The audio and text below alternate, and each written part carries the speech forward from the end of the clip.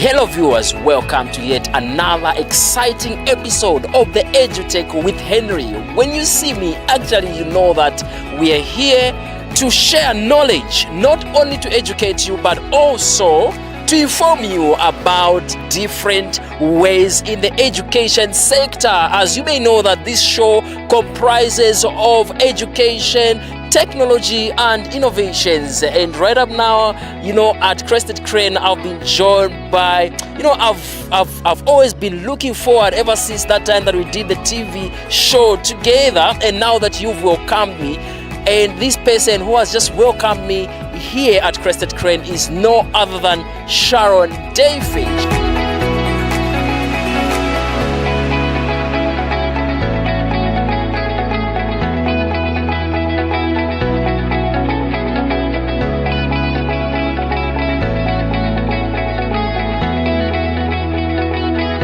Agriculture is both a science and agriculture is also a art. So where is agriculture a art and a science? So agriculture is a science because there is a need to use engineering, technology, mathematics, biology and all the chemistry. For example, making fertilizer, we need chemistry. And for example, genetics, we have to do some crossbreeding to produce a new breed, a new variety which is not on the market. That's where the genetics and the biology is all about. So it combines all the ideas and all the disciplines. Engineering, we need the tools, the tractors and all the farm implements which are needed in agriculture to make sure that the crop is produced. That's why it's a science. So there are scientific principles which are involved in agriculture. It is also an art because it involves you designing, planning. You have to know how many seeds am I going to put in my field and which method am I going to use. There should be a plan for irrigation and you have to design where the pipes are going to pass. So it involves the art because of designing, intuition and all the designing that is needed. That's why it is also an art. There should be a space enough of 15 centimeters from each, just like that. So this is the intra-row spacing, So there should be an intra-row spacing of how many centimeters? 15 centimeters. And then the inter-row spacing should be 10 centimeters. So 10 by 15. This helps us to calculate the population of plants in each permanent bed.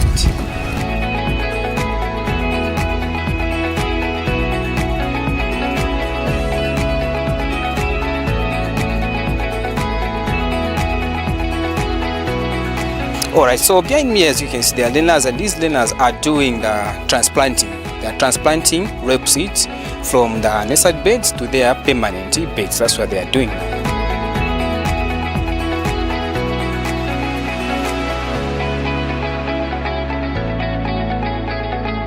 So rape belongs to the family or the species which is called Brassica.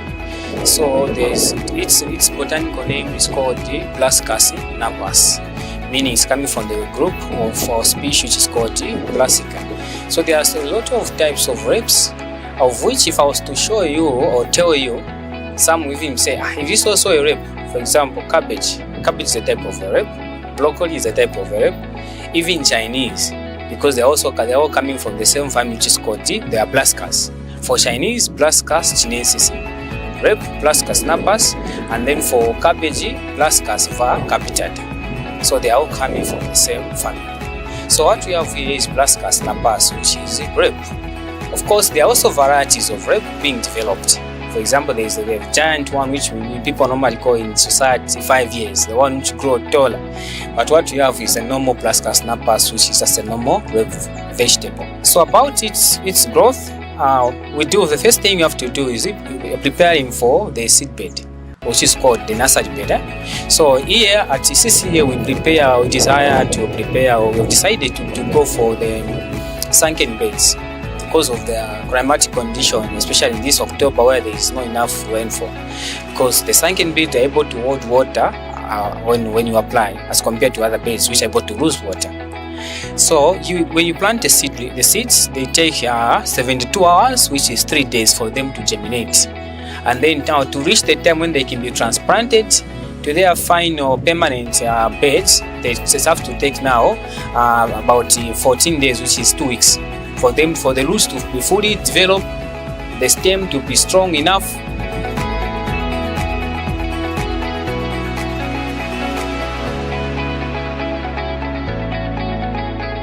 As I'm doing the transplanting, this is where that rape that you buy from the market come from this. And as you can see, what I'm doing right now, I'm doing transplanting, creating spaces from those beds to these beds here, where this rape at this stage I'll be able to get feedback from the learners for how long it has taken for it to reach this stage. For rape to mature, it takes about 72 hours, and for it to be ready for transplanting, it takes about 2 weeks. And the time it takes for rape to mature fully is 6 weeks.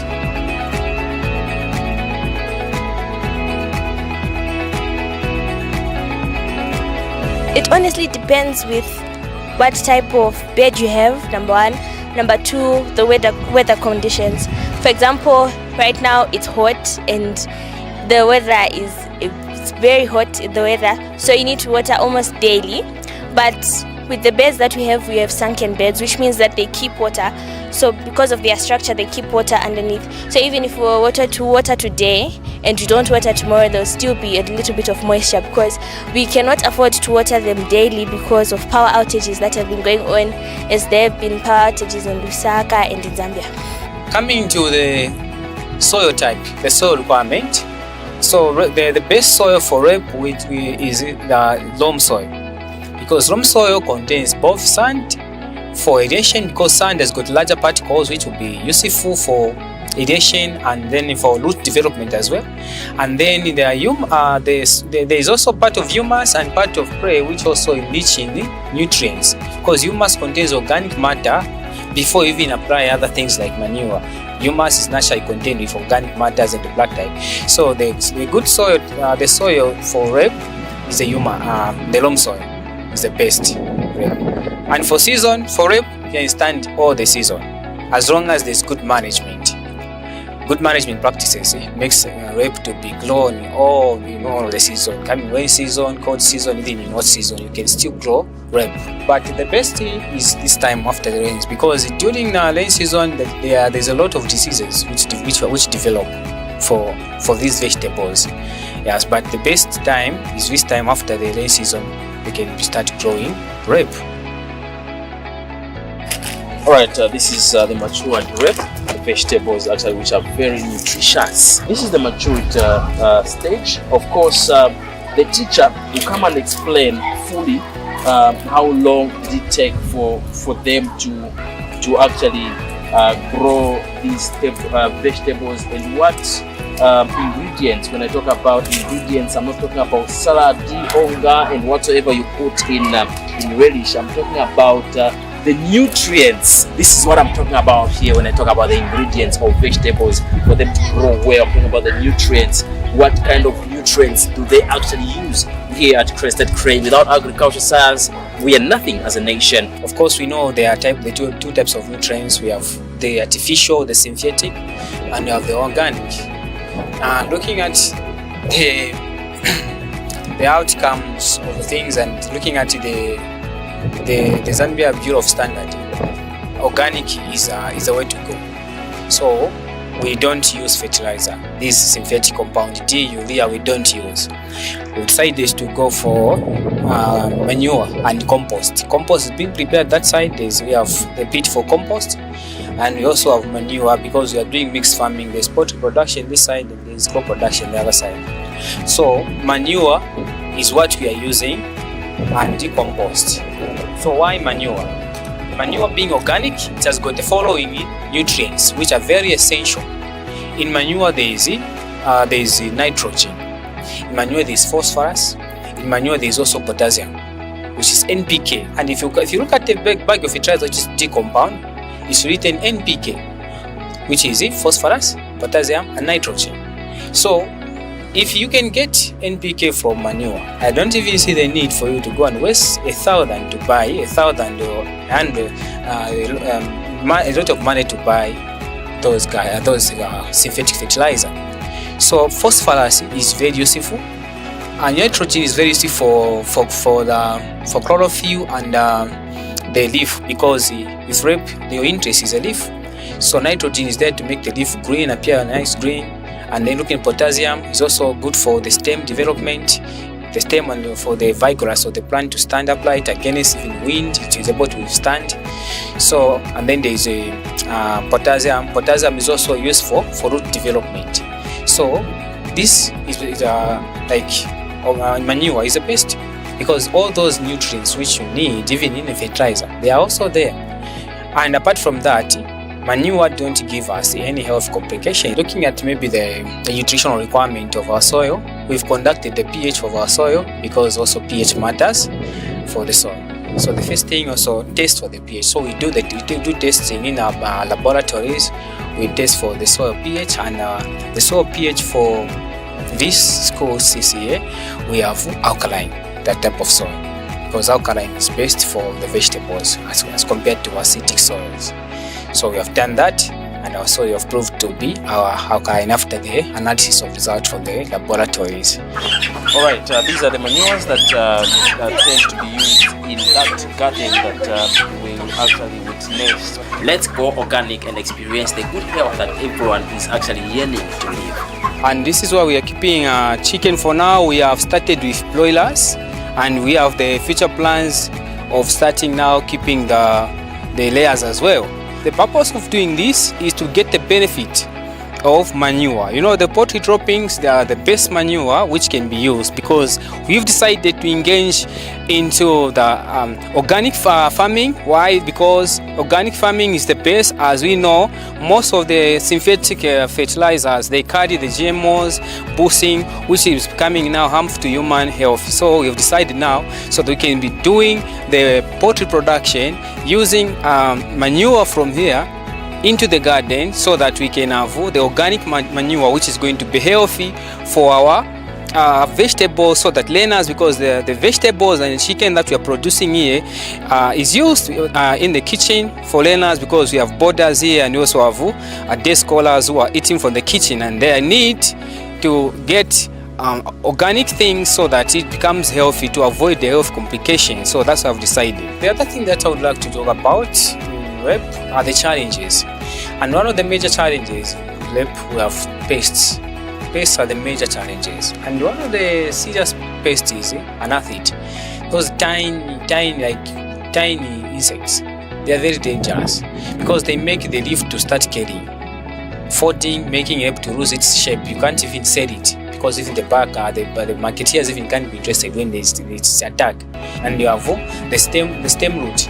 Them, they're interested. They go and they attack the tip of the making it to start dying on top. Yes. So, but the aphids and the root borer, they are the leaf borer. They are the most dangerous, because they start making the leaf to develop towards, and then the leaf to start carrying. So the insects are the challenges that we experience in reproduction. So to cure aphids, since it's one of our challenges, we don't want to go use chemicals. So one of the cheapest solutions is just boom, surf. Just boom paste or powder, just mix it with water, start applying. You can use the sprayer after mixing thoroughly, then just start spraying. It's effective. And if people knew it earlier, I think they wouldn't even buy these chemicals. Yeah, because we maintain organic at CCA. There are some challenges that we face when transplanting, such as some of the plants may not be strong enough, they might be damaged, some of the roots can be cut, which is a big challenge. And it's also another thing of where we put them, because some of the soil is not ready for transplanting.